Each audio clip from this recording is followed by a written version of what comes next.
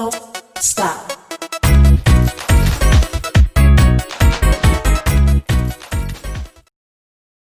Olá! Vamos à correção dos exercícios propostos na aula anterior. Aqui teremos as perguntas e as respostas. Assim, se você perdeu a atividade anterior, não se preocupe, ela estará completa aqui, ok?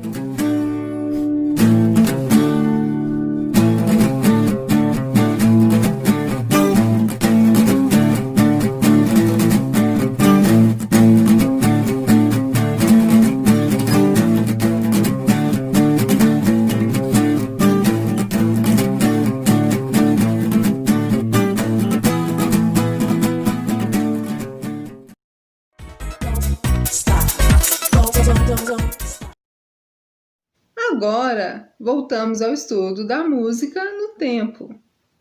Classificações da arte na Idade Média. Durante a Idade Média, também haviam separações e classificações entre artes mais importantes e outras de valor considerado menor. As tradições artísticas eram divididas entre artes liberais e artes mecânicas. Artes liberais eram atribuídas às pessoas que sabiam escrever textos literários e poemas, usando a grafia a favor da poética. Os artistas criavam poesias e narrações de histórias de contos imaginários e fatos históricos. Trabalhavam a arte da palavra em sua criação escrita. Textos que contavam sobre batalhas, acontecimentos, amores e amizades no Ocidente e, em muitos casos, ligados à tradição cristã. Era considerado artista nas artes liberais aquele que tinha aptidão para retórica, a arte da palavra oralidade. As pessoas tinham o hábito de ficar em volta desses mestres para ouvir histórias e notícias, muitas vezes em forma de versos e acompanhados por música, como o ilustrador na obra Decameron. Vejamos aqui ao lado a obra do pintor britânico John William Waterhouse, obra pintada em 1916. Nessa época, não existiam os meios de comunicações atuais. A arte da oralidade era importante, não apenas para as questões estéticas, mas também como forma de comunicação e transmissão dos contos de tradição oral de geração para geração. A música era ainda uma linguagem artística considerada nobre na Idade Média, principalmente as músicas ligadas às tradições religiosas, como os cantos gregorianos. Contudo, os cantos religiosos fazem parte de tradições bem mais antigas. Reportam a época das sinagogas no tempo de Jesus Cristo, ou ainda a antiguidade em que a religião e a arte sempre tiveram relações muito próximas. Canto gregoriano, música sacra que recebeu esse nome em homenagem ao Papa Gregório I, nascido em 540 e falecido em 604, que estabeleceu normas e procedimentos litúrgicos na religião cristã ocidental. O canto gregoriano é um gênero de música vocal monofônica, em que todos cantam a uma só melodia. Nas tradições religiosas judaica e cristã, cantavam-se os salmos e os cânticos do Antigo Testamento. Depois da era cristã do Novo Testamento, considerando-se na cultura que se seguiu até a Idade Média e que permanece ainda hoje. Foi na Idade Média que o monge italiano Guido de Arezzo, nascido em 992 e falecido em 1050, estabeleceu na música um sistema de notação musical, com pautas usadas até hoje como as notas Dó, Ré, Mi, Fá, Sol, Lá e Si. O papel pautado na qual se registram as músicas com esse sistema é chamado partitura. Essa imagem é uma notação musical do canto gregoriano. Essa miniatura é um antifonário, livro de cânticos de 1405, feito em têmpera e ouro, em pergaminho. Dom, virtude, gênio ou curiosidade? Carlos Drummond de Andrade acreditava que, para criar, era preciso apenas procurar a poesia escondida nas pequenas coisas da vida. Precisamos de inspiração para criar? Onde podemos encontrar? Você certamente já ouviu falar que todo artista é sensível e criativo. Entretanto, a criatividade não é exclusivamente dos artistas. Ela é inerente a todos os seres humanos e está presente em muitas áreas do conhecimento. O conceito de criatividade é histórico-social, ou seja, em cada época, a sociedade foi dando explicações para o seu significado. Uma das ideias mais comuns é de que ser criativo e talentoso para as artes é um dom. Essa concepção vem da época das musas inspiradoras da mitologia grega. Depois foi transferida para a concepção de criatividade como dom dado por Deus. Assim, ser criativo seria um presente, um ato sobrenatural. Esse pensamento é encontrado em muitas épocas e em imagens. Observe a imagem. O nome dessa obra é A Criação do Homem, uma pintura em afresco do artista italiano Michelangelo, nascido em 1475 e falecido em 1564.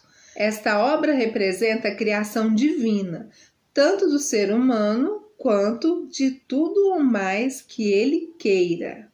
Adoro Michelangelo! Nessa outra pintura, do artista francês Gustave Moreau, de nome Hesíodo e a Musa da Ideia, que uma musa dá o dom artístico a Hesíodo, do século VIII a.C. Hesíodo era músico, poeta e escritor da antiguidade grega. O que é afresco? Você sabe o que é afresco? Afresco é uma técnica de pintura que usa a parede ou teto como suporte, em que as tintas são aplicadas diretamente sobre a argamassa ainda úmida. A concepção de criatividade, o talento em função de um dom, uma graça recebida que está a ideia de merecimento. Atualmente determina quem merece e quem não merece ser criativo. É algo a ser totalmente questionado, levando em consideração que vivemos mergulhados em pluralidade cultural, ou seja, há muitas formas de criar. Outras explicações foram dadas para justificar o ato criativo. O virtuosismo e a genialidade foram qualificações encontradas para classificar quem era um bom artista diante de uma técnica apresentada. A música, por exemplo, do artista italiano Niccolò Paganini Pocciardo, de 1782 a 1840, é conhecida até hoje como um grande violinista e compositor, ou seja, um virtuoso. Em sua época, o público idolatrava maestria e técnica perfeita de execução de um instrumento musical. O retrato do músico no período do Romantismo foi feito em 1831 pelo pintor francês Eugène Delacroix, de 1798 a 1863. Delacroix procurou captar não apenas a técnica, como também o virtuosismo de Paganini, mas também sua paixão pela música. Os artistas desse período, tanto músicos como pintores, entre representantes de outras linguagens artísticas, eram estimulados pela ideia de superar os próprios limites, sobretudo a liberdade e expressão sensível de suas emoções. Ainda hoje, artistas se preocupam em alcançar o virtuosismo ao tocar um instrumento, cantar, dançar, interpretar um personagem ou fazer um desenho realista, por exemplo. Essas inquietações são pertinentes para quem quer alcançar a técnica. No entanto, apenas a técnica e seu aperfeiçoamento não bastam para se expressar de modo criativo. É preciso encontrar uma poética e um estilo de fazer arte que marque um móvel singular de expressão.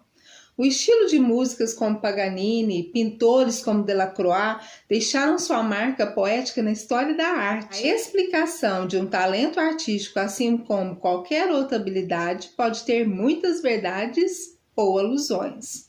Contudo, é fato que as conquistas no campo do conhecimento e das habilidades dos seres humanos não se desenvolveram sem um conjunto de influências, situações e redes de interações presentes em diversas fases da vida. Dom, técnica, predisposição natural ou interesse de pesquisar e expressar poeticamente podem ser diferentes maneiras para explicar a razão de pessoas, artistas ou não artistas serem criativas. O ato criativo é uma forma de dizer o que pensamos ou desejamos e pode acontecer na interação entre o ser humano e o mundo culturalmente vivido. A necessidade de criar se origina de situações que vivemos e delas guardamos uma memória de observação e da interpretação sobre as coisas. É também a capacidade de projetar o futuro,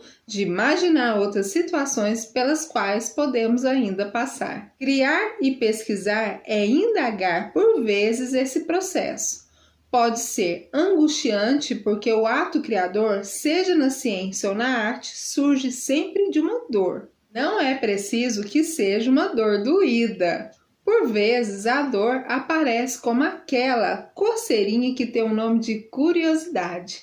É como se define criativamente o escritor Rubem Alves. Deixe o seu like, compartilhe, se inscreva no canal, clique no sininho de notificações e saiba em primeira mão quando postamos um novo conteúdo aqui.